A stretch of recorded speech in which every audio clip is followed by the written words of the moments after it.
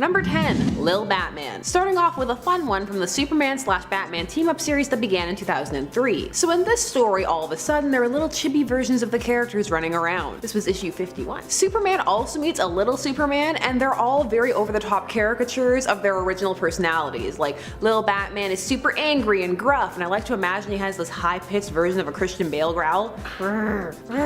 And the Superman one is really enthusiastic and peppy. So this whole plot is zany up until the characters, because we end up with a whole chibi league fight their chibi villains and they end up getting hurt. Because, well, in the main verse, cartoon logic doesn't rule. It turns out this is all being orchestrated by Batmite and Mr. Mxyzptlk, and well, it all works out alright in the end. They get back to their universe and they're okay. I will never stop recommending the 2003 Batman and Superman run. It was so fun. Number 9. The Justice Lords. Let's pop on over to the DCAU, that's the DC animated universe, to a time when the Justice League met their evil alternates, not the Crime Syndicate, but rather the Justice Lords, and Superman had a great extra costume, was lobotomizing people. So this universe was prompted after the death of their Flash, who is very much the heart of the team in the DCAU. His pep and optimism made him an integral part of the core. This was Wally, by the way. Part of the almost 25 years that Wally was the Flash while Barry was dead. For a whole new generation of fans coming up during the start of the superhero adaptation renaissance, he was the Flash. So the Justice Lords catch wind of the main verse in the DCAU and feel that they're just letting their world fall to pieces. So they come over to impose their own brand of order. Which, after seeing how many lobotomies and militias and martial laws it takes to make that happen, the regular Justice League is not there for it. So yeah, they met their alternate versions and weren't here for it at all. How would you feel if your alternates were dystopian overlords? Like, I wouldn't approve, but at the same time I would like to see the costumes, because the evil variant costumes are always so good. The best costumes. I'm moving my hands so much because somebody said to stop, and I'm like, no, I talk how I want. We'll vogue through the whole video now. Number 8. Captain America and HYDRA Cap. This is mostly on here because I like how complicated it is to explain, and I refuse to let that new narrative they're pushing take hold that HYDRA Cap was the alternate Cap. Nah fam, that's the way they retconned it. Originally how this worked was that the entire timeline shifted, and young Cap, or rather newly young Cap because he was old, was classic Cap, and he had lived his life always as a HYDRA agent, so he was always Cap. So yeah, the Cap who is now Cap, who the Cosmic Cube drew from the other timelines past, is from another timeline now. He's not classic Cap, that's now HYDRA Cap. But we're gonna go with the he was the real Cap all along, because well, that's how the story really should have unfolded. Making HYDRA Cap always Cap was guaranteed to increase the backlash on a story that was already gonna ruffle some feathers. When you're working on a legacy character, it's not all about you and your vision, it's also about keeping the character recognizable and blending those two things together. Because you're not gonna be writing that character forever, someone else will take it over, and people are gonna in theory be reading the character in ongoing fashion, so it needs to feel at least slightly cohesive. Anyway, the Cap we want came back and beat up HYDRA Supreme so hard his costume flew off. Number 7. Thomas Wayne and Bruce Wayne. They're both Batman accounts. One of the emotional moments to come from Flashpoint, I mean aside from Barry getting to see his mom again, was that Thomas Wayne, who was Batman in that universe because it was Bruce who died in the alley, got to talk to his son when he learned that his son had a life in another universe. So he took the time to write him a letter that he then gave to Barry to give to him when he fixed the timeline, and by fixed I mean gave us the New 52. So maybe he should just stay there and let Atlantis and Themyscira destroy the world. Which is really harsh, it wasn't that bad. And Bruce got to get a letter from his dad, and it was really sweet, and he cried. He's also hung out with his dad lately in the Tom King run. That's all I have to say about that. Number 6. Spider-Man and Spider-Gwen. Spider-Man has met many alternate versions of himself thanks to the Spider-Verse, Spider Totems, etc. There are many meetings one could choose from here, so I'm saving some in case there's a part 2. No blanket Spider-Man for me. Spider-Gwen debuted in the Edge of Spider-Verse storyline and became one of the breakout alternate Spideys due in no small part to her costume, which is still one many fans adore. She came from a universe where Gwen was bitten by the spider and not Peter, who died. So obviously when she met so many Peters, including main verse Peter, the feelings were high. So in the run at the time of this recording, she's splitting her time between her universe and the main 616 verse. Why? Cause they want stuff to happen in the main continuity. Spider-Gwen was having a thing with Miles too. So many Spideys, alternate Spideys meeting each other everywhere. Number 5. The Deadpool Core. Of course Deadpool has a whole core of alternate versions of himself. He would, and he did. This series was all about alternate versions of Deadpool coming together to create a super group, the pooliest group they could be. You've got Lady Deadpool, Headpool, Kidpool, It was all as zany and madcap as you would imagine. Oh, and Dogpool, gotta remember Dogpool. Of all the characters to meet alternate versions of themselves, it falls the most in line for Deadpool, what with his fourth wall breaking antics and the like. If anybody should have a core of themselves, it's him. Number 4, Nightwing and Deathwing. I just love saying Deathwing. It sounds so extra. Deathwing. So Deathwing is a version of Dick from a future timeline where he married Donna, and they had a son who became evil, a supervillain named Lord Chaos. I hope he went evil young because there is no other excuse for that name.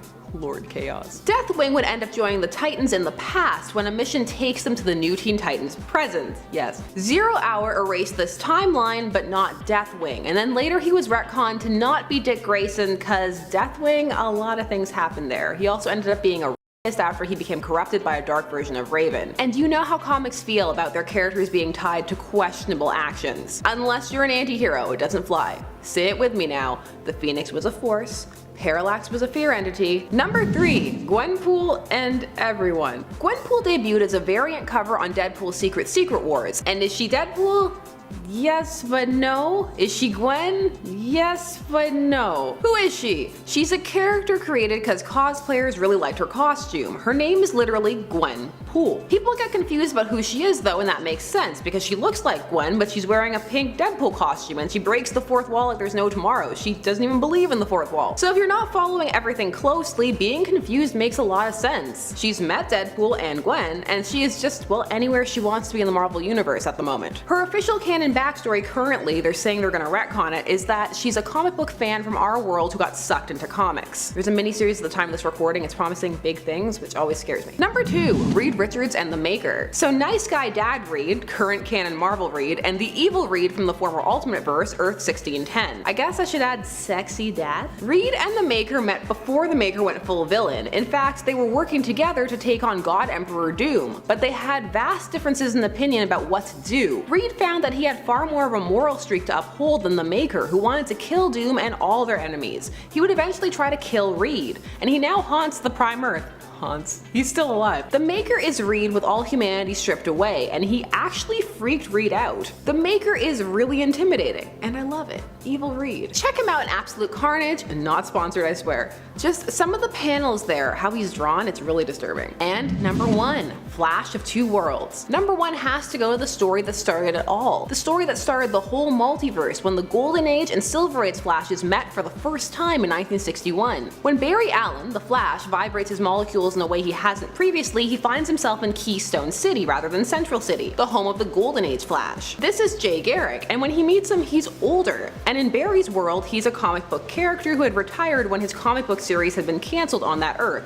So on his Earth, he retired when the comic was cancelled on Barry's. There you go. The two would team up, and this would be the establishment of Earth 2, which would become a world of Golden Age heroes and plot lines. And this Earth 2 would span into more Earths, many more team-ups, and many more crossovers. It could be said that all the other numbers on this list owe a little something to the Flash of Two Worlds. In the early days, characters would traverse between these two Earths, some even coming to live there permanently, like Black Canary. You would go to Earth 1 though, you didn't go to Earth 2. Still, eventually it would all get convoluted, and DC would try to compress the universes with Crisis on Infinite Earths, only to bring it back years later with Infinite Crisis. Now there's negative multiverses and Apex Lex and all kinds of things. Apex Lex, it's fun to say. Well, here's Apex. Apex Lex. Real number 10 is Damian Wayne and the Heretic. So Damian Wayne is the son of Bruce Wayne and Talia al Ghul, and he's the latest Robin, and bratty in a way that readers will find endearing or obnoxious. He is also yet another Robin to temporarily bite the dust, and in a truly brutal fashion that just raised some questions as to just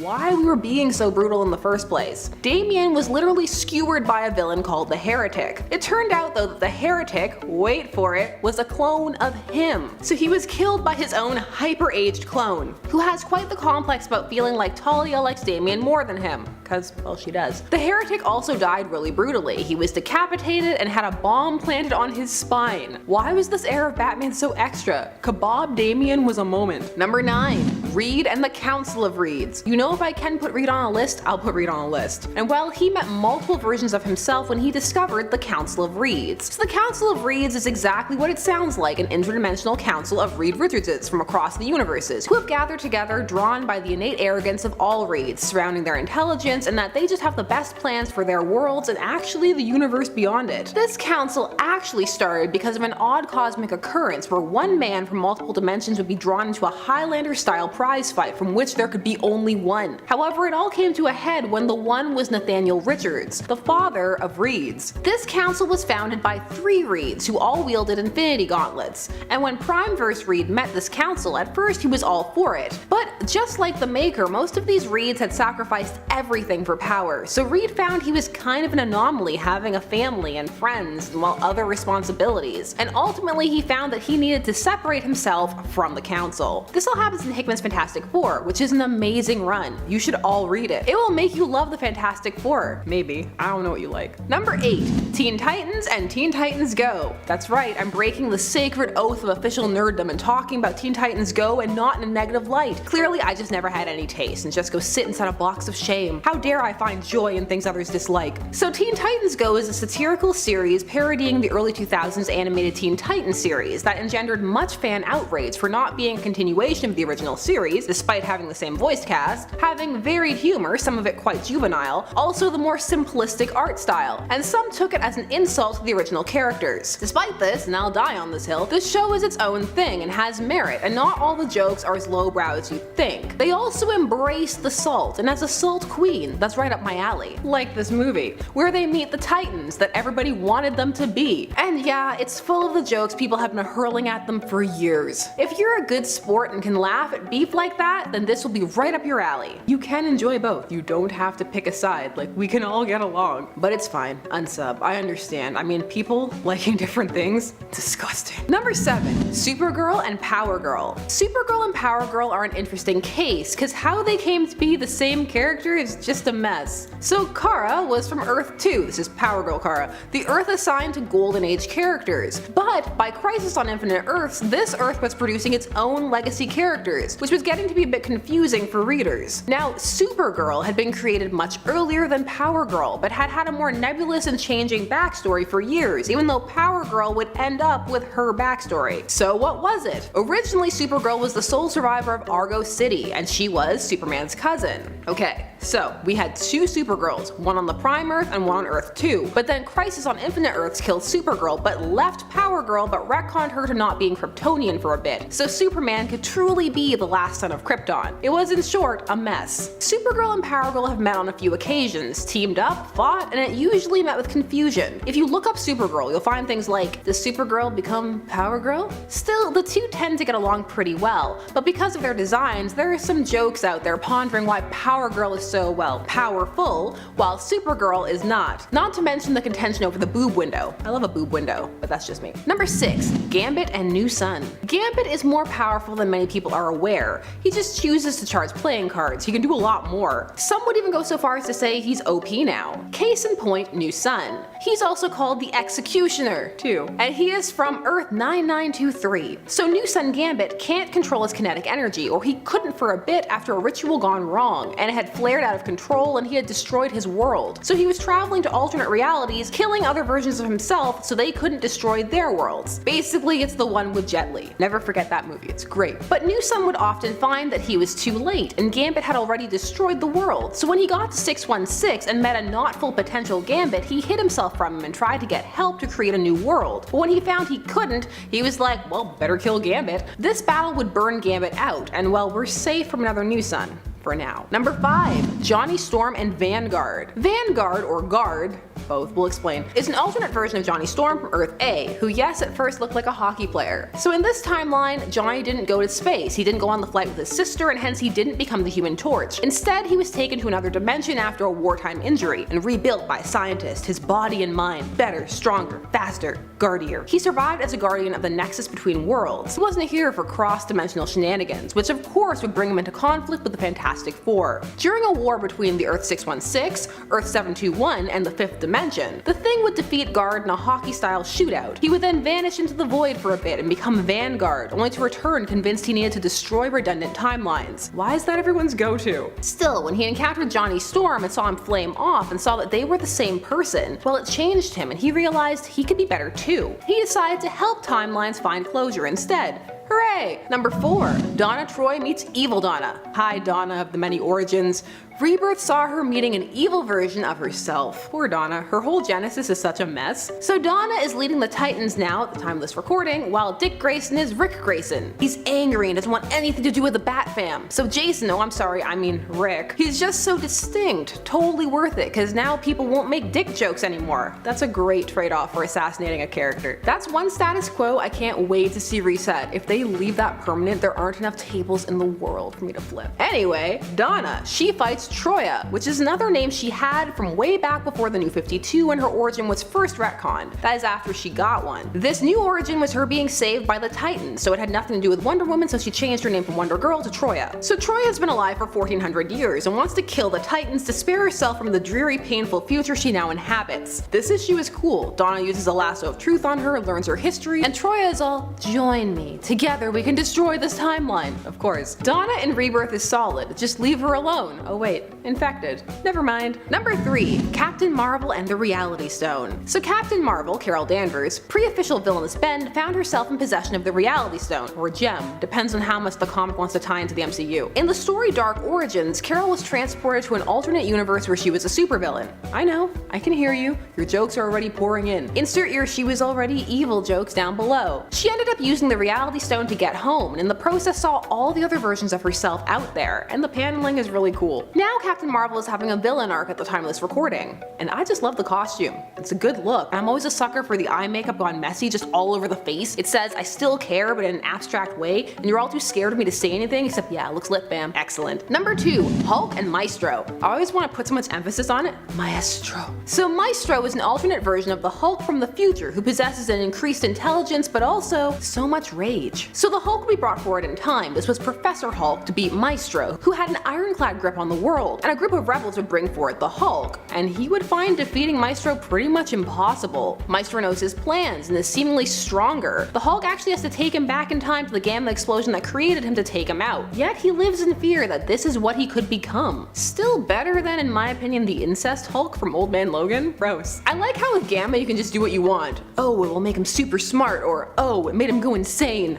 Both valid. Number 1. Batman Dark Knight's Metal. That's right, it's the Dark Knight's Metal event, where alternate Batman from the dark multiverse emerged. So let's talk about the breakout. The Batman Who Laughs from Earth -22, a world where Batman had become the Joker, essentially, after he snapped the Joker's neck and inhaled some of the toxins from his body and transformed. He would go on to haunt Bruce from the main Earth with what he could become. So Batman actually had to team up with the Joker to take him down. Apparently the one eventuality that the Batman Who Laughs couldn't foresee? Why? Joker and Batman talk. Batman visits him in Arkham. They have teamed up before. In what world is this unforeseen? Still, that's what it takes. Now the effects of the Batman Who Laughs are still being felt at the time of this recording, as he infected people within the universe, and it was supposed to be a secret, but now we just know because we all have access to way more info than we used to. Still, this was one epic time that a main verse person met their alternate. Number 10. She-Hulk vs. She-Hulk, the meta trial. Starting off with a bit of a reach to get warmed up, we have Jennifer Walters facing off against the different versions of herself, but most notably, the more traditionally beautiful or pinup She-Hulk, and her angry like She-Hulk, the Hulk one, who people call the ugly Hulk, but real talk, she's just buff and Hulk-like. Even this version is still drawn as relatively traditionally attractive, but I digress. This whole issue is a trial about the right to be ugly, and depending upon how you feel about representation in comics and escapism versus representation, the balance between, you could have had many reactions to this issue. And contrary to what you've probably heard, that doesn't make you a good or bad person or a better or worse fan. It makes you a person with an opinion, just like everybody else. In my opinion, it's an interesting discussion to have, and a topic that in the past has even been handled with humor, such as with the Hawkeye initiative, where sexy covers were redrawn with sexy Hawkeye. But it is also an argument that is often made in an isolated bubble, separate from other context, or with a focus on the real world and not the fictional canonical one. Which is how you can then have Jen calling Bruce Banner, her cousin the Hulk, out for daring to be jealous of her. It was an interesting issue, it got people talking. I definitely won't forget it anytime soon. Number 9. Batman and Owlman. Whenever people talk about this, you're most likely going to see a versus in the title. Let them fight is the name of the game when it comes to Bruce Wayne and Thomas Wayne Jr. There have been multiple depictions of Owlman thanks to DC's many universe shifts, and most of them have met Bruce Wayne. The New 52 version was heavily involved in the Court of Owls, and was from the Prime Earth, so he doesn't count. We need our crime syndicate buddy from Earth 3, otherwise known as the Reverse Earth back in the day. Batman has had to fight Owlman on more than one occasion, but always seems to find it a little disturbing. That cold methodology, so calculatingly applied to crime instead of heroism. It's enough to make you think, or it would be if they didn't do an Elseworld story about it every other week. To which I say, keep them coming. Number 8. Tim Drake and Savior. Yes, some love for the third Robin, Tim Drake, who now has middle child syndrome over at DC, and is as a result often forgotten. While he has an alternate future version who became Batman for a time, even though Tim had vowed that that was something he would never do. There's a whole alternate timeline here with Bruce dying, killed by Batwoman for reactivating Brother Eye, his super paranoid AI network cause, you know, his friends mind wiped him, cause he didn't want to mind wipe someone else, even if they were a villain. The older Tim and young Tim would meet, which would cause old gun-wielding Tim to realize that time could be changed, which paradoxically ended up with him attacking Tim and not working with him. His quest through time would eventually see him turn into Savior. He had a cool arc during the Super Sons, which was just a good comic in general. Wholesome fun. Even Savior. Number 7. Thor versus Eric Masterson. Eric Masterson was Thor for a bit. Let me explain. So Eric Masterson met Thor while Eric was working as an architect, and through some shenanigans ended up accompanying Thor over to the Black Galaxy, where he was mortally wounded by Mongoose. So he was given Thor's form, so they merged, then split, then re-merged. Then Thor was banished and Eric was transformed into Thor. Eric's demise was quite dramatic. It occurred after he was going by Thunderstrike, and well, he had to give into a curse from his blood axe to defeat Seth, but then he was on the warpath, so Thor eventually had to stop him. Fun fact, Eric was Thor during the Infinity Gauntlet stuff. He was bearded Thor. Eric was alright. I mean, no Thor other than Thor is real Thor. I mean, it is his name, but if my name somehow became a title, heck yeah, I'd want to be the coolest person using it. My name will not be a title. Number 6. Thor Core. More Thorin at number 6 with a whole core. So during Secret Wars, while Doom was God Emperor, he decided that the best course of action was to set up a group made up of high-powered individuals from across Battleworld. This was as a kind of police force. So to become a member of the Thor Corps, you had to be able to wield Mjolnir, and you had to look good in a helmet. Just kidding, it's just the hammer thing. So they served Doom without question, and you have all these different versions of Thor on one team, hanging out, chilling, maxing, relaxing, all cool. The Thor Corps would end up joining the rebellion against Doom later on, and probably were destroyed when the big climax happened with Reed and the Molecule Man. Number 5. Old Man Deadpool and Young Pool, or regular Pool. Halfway through with the Deadpool and Spidey team-up comic, and the arc from the second half of the book after veteran Deadpool writer Joe Kelly, who had penned the first arc, left. So this second arc involved time travel and an old version of Deadpool and Spider-Man being transported to the past, all because of an AI built by Peter's parents,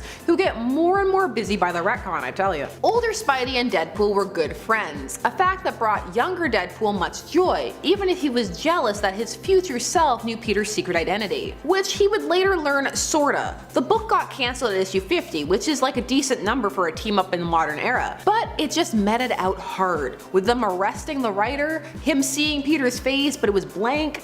Yeah. Number 4. Future Flash and Blue Flash. Ah, Barry. So many time-traveling Flash stories, including Barry. This of course led to him meeting his future self, the Future Flash, or Blue Flash, which was a look. So Future Flash was from 20 years in the future where Wally had been killed by a bunch of rogues. So Barry, driven mad by guilt, has dedicated himself to building up enough speed so that he can go back in time and stop this from happening. Cause that's who Barry is post-Flashpoint. Timelines there for mere mortals. Barry will change them as he so pleases. So Barry is convinced his more depressing future can only be averted started by saving Wally, and this leads him to murdering his rogues in an attempt to gain more speed. He would end up traveling back, doing battle with present Barry, who had a more sober way of looking at the timeline. So future Flash ended up being stuck in the past, like the Reverse Flash. Time travel doesn't work out well for these Flashes. That's what you get when you get off the treadmill. Number 3. Young X-Men meet the old X-Men. This was an entire arc, the classic original X-Men team being pulled forward in time to meet the hot mess that was their present selves. Their book was confusingly called All New X-Men. So, timeline. Cyclops has escaped from prison and is on his way to becoming what fans would call Mutant Hitler. The other X-Men can't move against him, and Iceman is all, oh man,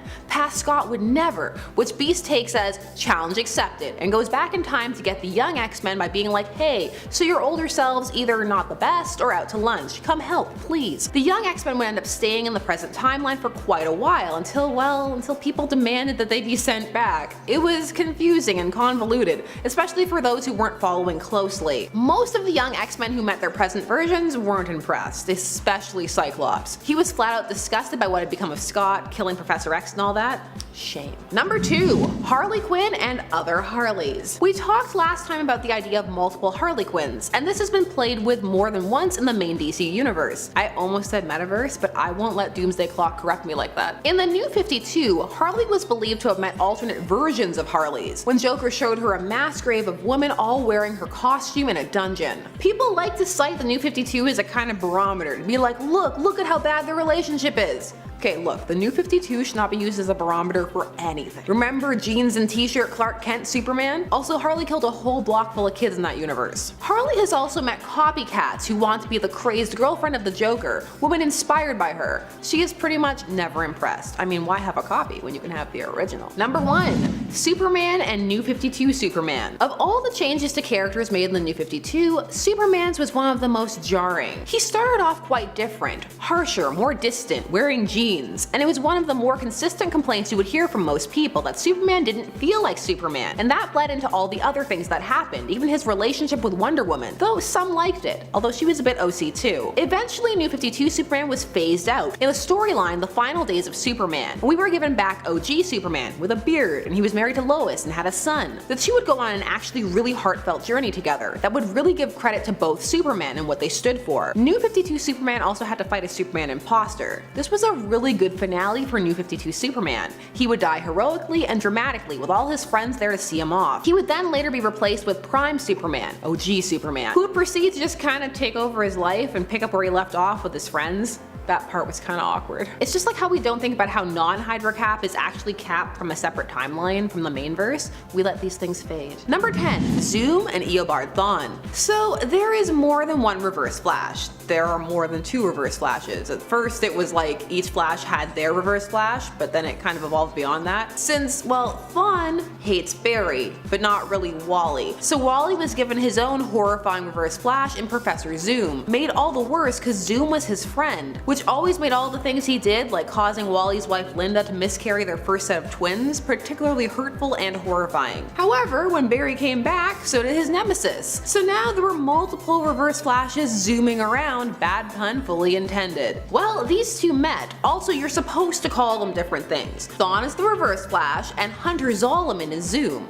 Great name, Hunter Zolomon. So in comics, these two shared a brief exchange about teaming up, but then the New 52 happened, so none of it mattered. Another version of these characters appeared on the CW show, and while all Flashes are crossing paths there, so it's to be expected, I'd be more surprised to find a lone wolf Flash at this point. They're both really scary. People like to play the who is better of these Flashes games, but I wouldn't want to face either of them. Number 9. Harley Quinn's White Knight. So this one is low like our last number because this is 2 separate people, but they are set up as alternate versions in a way. And this Harley Quinn case is too intriguing not to discuss. In Sean Gordon Murphy's Batman White Knight, a reformed Joker is confronted with the fact that there are 2 Harleys, which in a metatextual context represents the different presentations of Harley Quinn over time. And if you're looking for a deconstruction of both versions and how they both have changed, both have merit, and why someone could prefer the classic depiction that doesn't descend into angry screeching and table flipping about co-signing abuse or there could be only one, then this is the comic for you. There can be only one.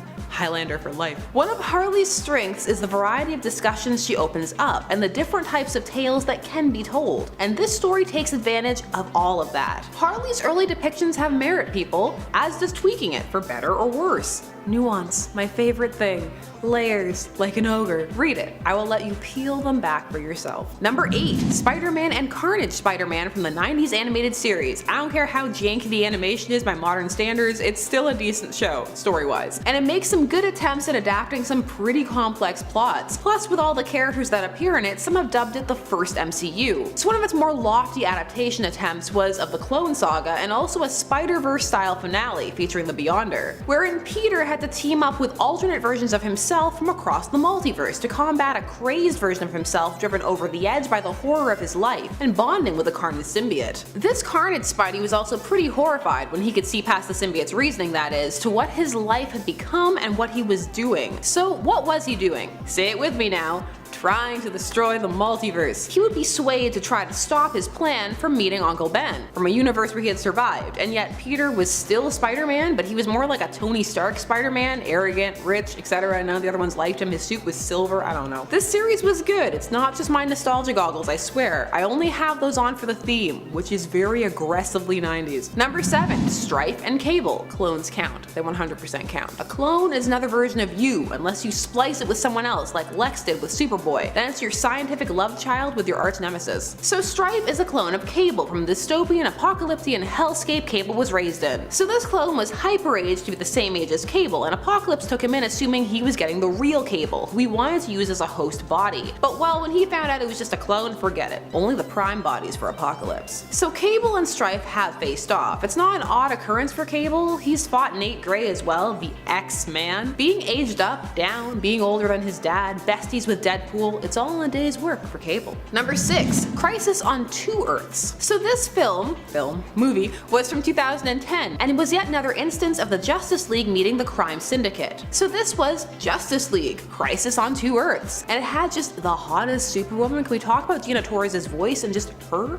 No? Well, just know that she's a goddess. This was a fun introduction to Earth 3, for those who may not have already been familiar with it. You got to see the good Luthor, Owlman, Ultraman, Johnny Quick. I would be so annoyed if I was Johnny Quick. Your alternate version is just a straight up verb and your name sounds like a breakfast cereal. It's always cool to see the Justice League go up against their alternates, and the crime syndicate are a cut above. Plus they have a lot of soap opera drama going on. It's a decent movie. Give it a watch if you have the time. Number 5. Dark Beast and Beast. So Dark Beast comes to us from the Age of Apocalypse storyline and was a mad scientist who had given in to his darkest nature because he was working for Mr. Sinister in his breeding pens. By the end of that storyline, he had managed to escape to the main reality, 616. It looked like he had died, but he had instead been cast back 20 years into the past, so now he was older than Mainverse Beast. This made him responsible for creating the Morlocks because he was cast back into the sewers, it was a thing. He would later kidnap Mainverse Beast, so that's one way to meet your alternate version. He would try to replace Beast on the X-Men, but found it hard to deceive them because Beast had a higher knowledge base than them, was also just better at interacting with people. So to combat this, he started killing Beast's childhood friends, just stopping short of killing his parents. So yeah, suffice it to say, these two have beef. Dark Beast goes hard, except for killing parents. Genetic experimentation on kids? Fine. Killing your own parents?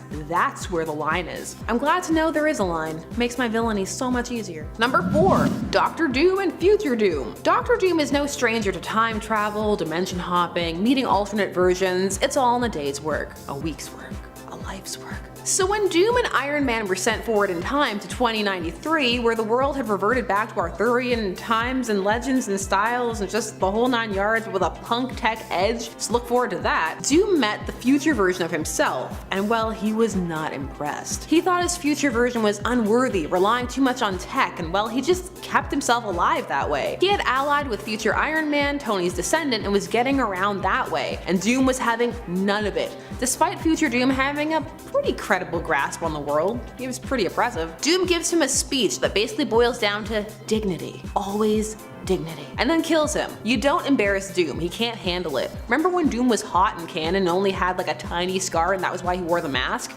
I remember. Doom is vain about both his physical appearance and how he presents himself. Number 3. Thanos versus Thanos. Why yes, the Mad Titan has fought himself. Of course he has. I'd fight myself. Probably lose. Alternate me probably took the time to learn some form of fighting, probably fencing. That'd be cool. Thanos number 18 sees older Thanos fighting young Thanos. Is the older version of you an alternate version? I'd say yes, because you don't know if you'll ever end up in that future if we have free will and timelines and all that stuff, wibbly wobbly timey wimey. We're all changing on the journey of life. This was actually kinda sweet. So young Thanos has to kill old Thanos so he can achieve his dream of finally being with Death, who seems at this point in time ready to be with him. Just a heartfelt moment between tyrants and killers, you know, tugging at your heartstrings. Sure, years ago he snapped half the galaxy in a big temper tantrum, but does that mean he doesn't deserve love? Villains need love too. Just look at all our villains couple lists. What's the use of all that power and money if you have no one to it with? Number 2. Kid Loki, Adult Loki, King Loki, so many Lokis. So Loki has existed in many forms. Classic Loki, crazed Loki, sexy female Loki, the first sexy Loki, Kid Loki,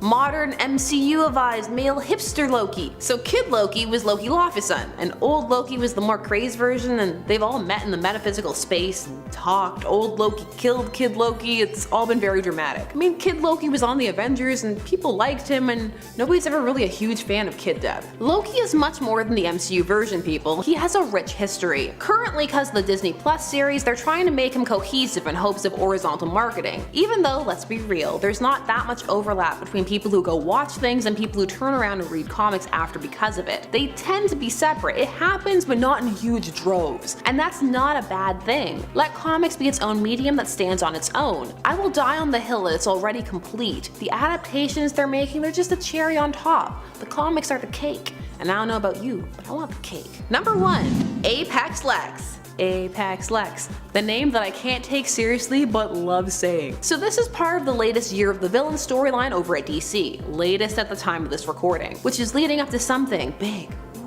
Well, Lex has discovered the dark multiverse and its creator Perpetua, and the fact that according to her vision, villains are the destiny of the universe, so he feels that humans should become apex predators, hence Apex Lex. He fused himself with Martian DNA to do this, mileage varies on that part. So in his own Year of the Villain comic, he went across the multiverse, and can you guess it? What did he do? Say it together, class. Killed the alternate versions of himself, except for one that he's keeping as a backup just in case. It's dark, and while Lex unbound from his thing with Clark is odd, I don't know. How do you feel about Apex Lex? I just want to say it again.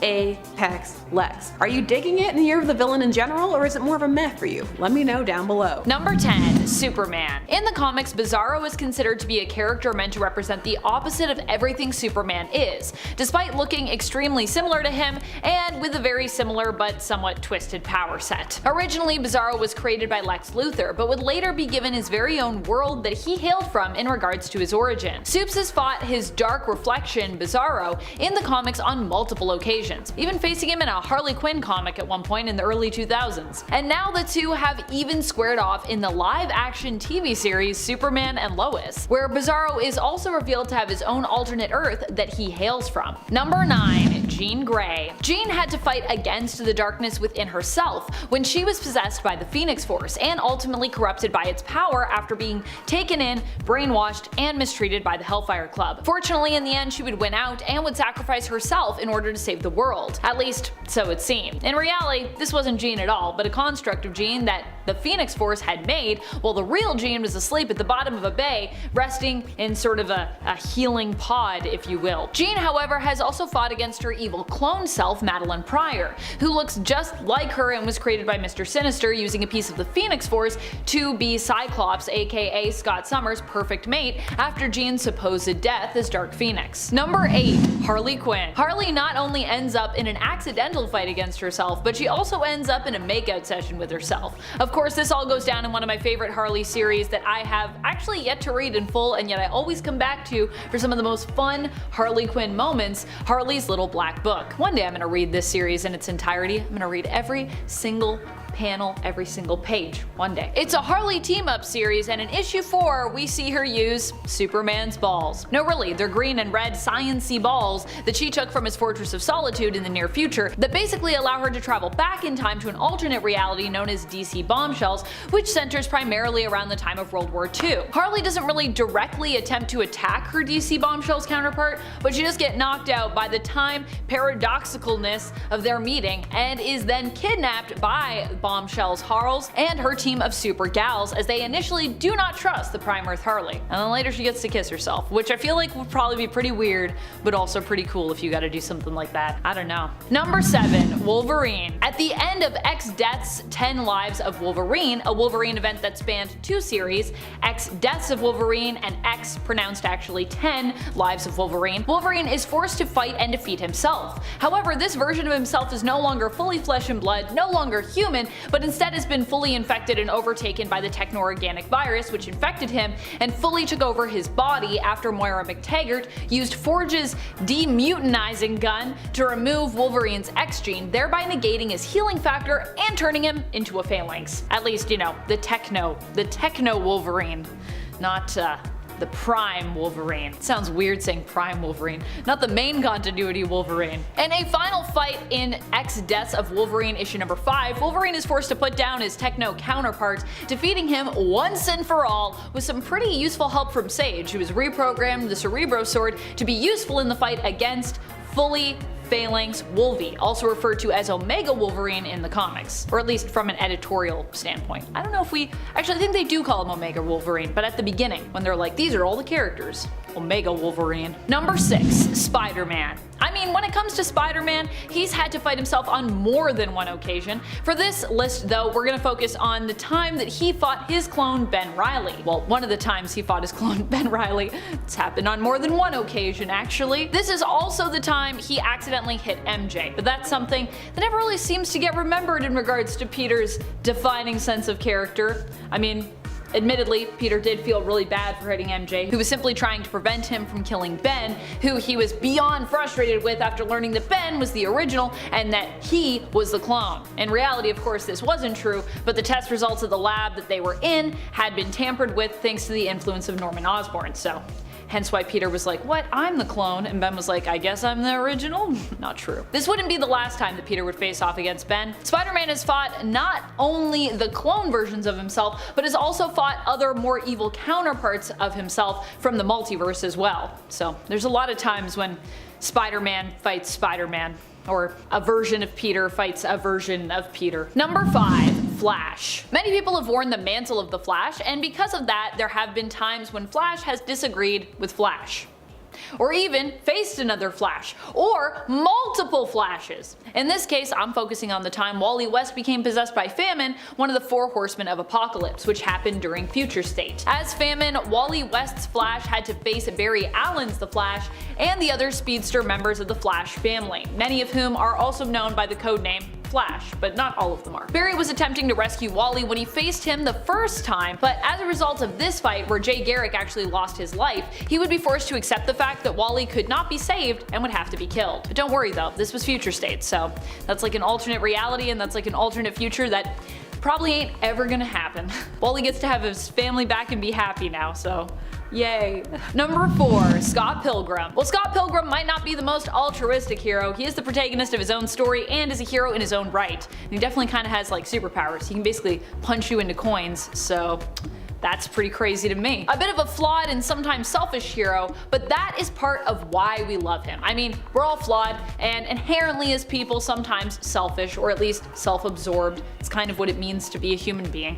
So it just makes him more relatable. Scott in his story, whether we're talking the graphic novel or the film, has to face Ramona's 7 evil exes in order to keep dating her. But even after he seems to have succeeded in this quest, defeating the final evil ex, Gideon, he must face another potential evil ex, the embodiment of his old self, everything about Scott that is negative or evil, aka Nega Scott. However, this fight is actually quick and painless in the film, as Scott and Nega Scott just end up talking it out, instead of coming to like actual physical blows in the end. And they even agree to have brunch together and hang out the following week, so it all worked out. Sometimes you fight yourself and you actually end up becoming good friends with yourself. How nice. Number 3. Raven. In a way, when Raven turned dark, she actually had to fight against herself with the help of her friends to save herself. Okay. Sounds more confusing than it is. I mean, it's kind of confusing, but it's not as confusing as it sounds. Raven basically had succumbed to the corruption of her evil consciousness, and because of this was known as Dark Raven for a time in the comics. Back at the New Earth continuity, to just clarify that for you. She crashed Nightwing and Starfire's wedding and implanted what she claimed were evil seeds in Corey when she kissed her, or at least like opened her mouth on top of her mouth. It looks like a kiss to me, so I'm gonna call it a kiss. However, it turned out that the spirit of the good Raven was also implanted in Corey, which would later be Dark Raven's undoing, or if you will, Raven's soul self. Eventually it came down to a fight between Starfire with Raven's good half and Dark Raven. Dark Raven was defeated and Good Raven was born again, being given a golden spirit body. Raven in the Prime Earth continuity has also fought a more direct version of herself, albeit an evil alternate one, and even though this version of Raven claimed that going dark was inevitable, the Prime Earth version refused to accept this to be true and beat her evil self back in order to protect her friends. Love it. Evil Raven's like, you're gonna become evil anyways, deal with it. But Raven's like, nah, I'm gonna pass. I'm gonna not be evil and then I'm gonna beat you. Number 2. Doctor Strange. In the film Doctor Strange in the Multiverse of Madness, Doctor Strange ends up fighting against himself. That's what happens when you start traveling around the multiverse. You're bound to run into an alternate version of you, or a few of them. And either you're gonna become friends with them, you're gonna make out with them, or you're probably gonna fight. Or maybe all of those things. Who knows? Main continuity MCU Steven and Designated Earth 838 Christine Palmer end up getting sent through a portal to a dying world where an incursion has seemingly already struck, destroying most of this alternate Earth. However, a decimated alternate Earth Sanctum Sanctorium and its Doctor Strange still remain somewhat intact. This Doctor Strange has been corrupted by the Darkhold though, which main continuity Steven actually kinda needs in order to travel back to his world. So the two are forced to fight it out. But it's not just any fight, it's a classical musical fight created using music done by Danny Elfman that not only pits Strange against Strange, but also pits Beethoven against Bach. What a classical battle. Number 1. Batman. Batman has had to face many different versions of himself. In fact, at one point, he has to face a whole team of evil alternate versions during the events of Death Metal. This is the team of dark multiversal alternate Batmen and women and dinos who have been brought together by the Batman Who Laughs, one of the most evil versions of the character to have ever existed. Thank goodness Batman also had his fellow heroes and friends there with him, and he also gets the powers of a Black Lantern, because fighting this many dark reflections of himself ends up being a lot of work, even with all the experience that he already has of just facing the darkness within himself. This is that, but like tenfold, and then of course made manifest in multiple separate physical entities. So it's like if you had to fight yourself, but then it was a physical fight, but then it was like a whole team of you that are all evil in different ways. Sounds really hard. I wouldn't want to do that. I guess that's why I'm not Batman. Or am I Batman? You'll never know. Number 10. Professor X. Professor X fought a version of himself in the form of a Mummidry. His Mummidry, of course, to be specific. That's right, we're talking about one of the first fights Charles ever fought, while he was still in the womb. This was against Cassandra Nova, his Mummidry twin. Charles as a baby sensed that he was in danger from Cassandra, and in response, his mutant powers activated, before he was even born. Professor X is so underrated. He fought back against Cassandra and defeated her then, but unfortunately she would still survive. While the baby was delivered but said to have not been alive upon birth, Cassandra would actually live on as a collection of cells. Down in the sewers, she would bide her time, growing for herself a new body, so that one day she may return. For those who are unfamiliar with the Mummidry, they are presented as being a version of the self known in Shi'ar mythos as representing the anti-self. The Shi'ar believe that one must fight and defeat their own Mummidry before they can be born. Number 9. Ben 10. Ben is also a hero, albeit one from the animated series Ben 10, where he is also the protagonist. Ben has had to face many different adversaries and monsters, including his own future self. I love a good evil future self fight. Initially, when we're introduced to Eon in the series, his true identity is a mystery. However, it would later be revealed that he was an evil alternate version of Ben, similar in appearance to Ultimate Ben or Ben 10,000, as he is known, but of course, evil. Eon planned to absorb both Ben and Ben 10,000 so that he could change the timeline, but would face off against Ben, Kevin, Gwen, and Ben 10,000 and ultimately be defeated. Number 8. Wonder Woman. Recently, Wonder Woman had to fight a dark reflection of herself, one that perhaps came from within her own psyche. we are led to believe that this version of Wonder Woman is what she is destined to become. The true darkness within herself made manifest, the God Queen of Asgard. Honestly, with her look, she reminds me of death metal Wonder Woman that we got to see when she was, Queen of the Underworld. In reality, however, the fight with her own dark reflection is quite short because, well, it isn't actually her future self at all, but is simply an illusion that was made by Dr. Psycho, aka Cisco, who is also off-world with her as she travels Asgard on her quest. Number 7. Spider-Man. Miles Morales' Spider-Man also has had his own clones to deal with recently in the comics, namely one particularly evil clone known as Salim, which is Miles spelled backwards. And as that applies, Salim is like the opposite of the cheerful, good-natured hero of Miles Morales that we know. Instead, Salim is only interested in power, and namely providing to Miles that he is the greatest among the different versions of him, superior even to the original Miles.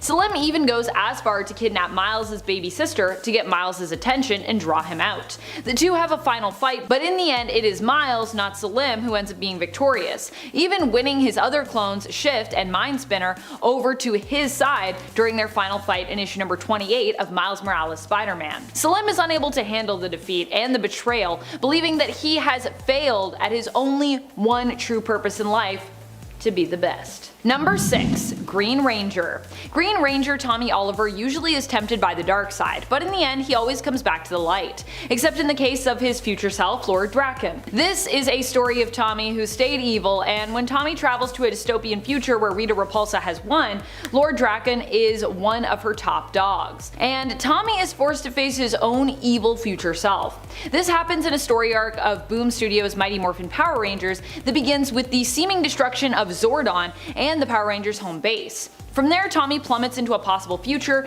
and while the other Rangers back home are trying to find him, Tommy, in the future, manages to befriend the Rangers of this reality, those of his friends, at least, that are still alive here. While the Rebellion and the Rangers attempt to take the battle once more to Rita Repulsa and her loyal generals like Lord Draken on this alternate Earth, Tommy squares off directly with Draken in issue number 14 of the series, and their initial one-on-one here does not go so well. Don't worry though, Green Ranger fans, Tommy fares better on the rebound fight in issue number 16. Number 5. Moon Knight. Moon Knight fights himself on a constant basis, at least himself in regards to, his other personas. They don't always agree on the best course of action, and they don't always get along. And then there is his brother, the other fist of Khonshu. No, we're not talking about Randall. Hunter's Moon. But at one point, Moon Knight also fought a straight up evil version of himself, and not within his own psyche either. And we're also not talking Khonshu, which sometimes is presented as an alternate persona of Mark's.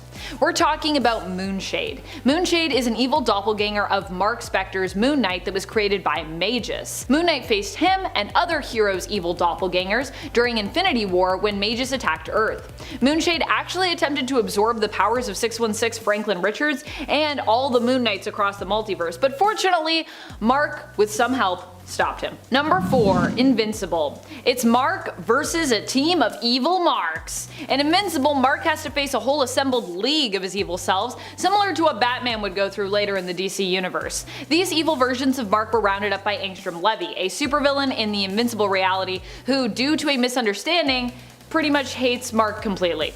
This is an attempt to get back at Invincible, who he knows is Mark Grayson. Previous to this attempt, Levy also tried kidnapping Mark's mom and his younger brother.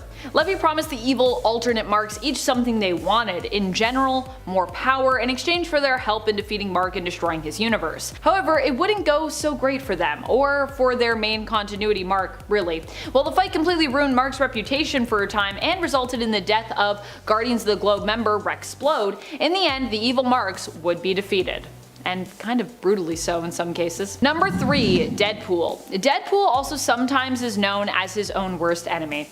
But other than fighting against his own nature, he has also fought a literal evil version of himself. This version of Deadpool is simply known as Evil Deadpool. He was built from pieces of Deadpool that were collected over the years by Dr. Ella Whitby, who was once Wade's psychiatric doctor when he was in prison and was revealed to actually be obsessed and in love with him.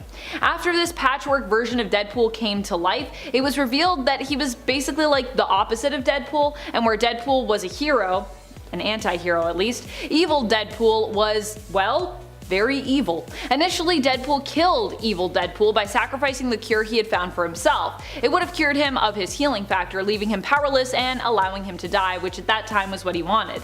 Deadpool was hoping to use it to end the pain of living for himself, but instead he sacrificed the cure to get rid of his evil counterpart. Don't worry though, that wouldn't be the last we'd see of Evil Deadpool, who was far too fun of a character to kill off permanently after that first encounter. Number 2. Green Lantern. Green Lantern versus Green Lanterns galore in this story, War of the Green Lanterns. Here we see Hal Jordan take on a ton of Lanterns who have had their minds influenced by Parallax. Only a few Lanterns are immune, and they also happen to be some of the most well-known and prominent Lanterns in DC Comics, such as fellow Green Lantern John Stewart.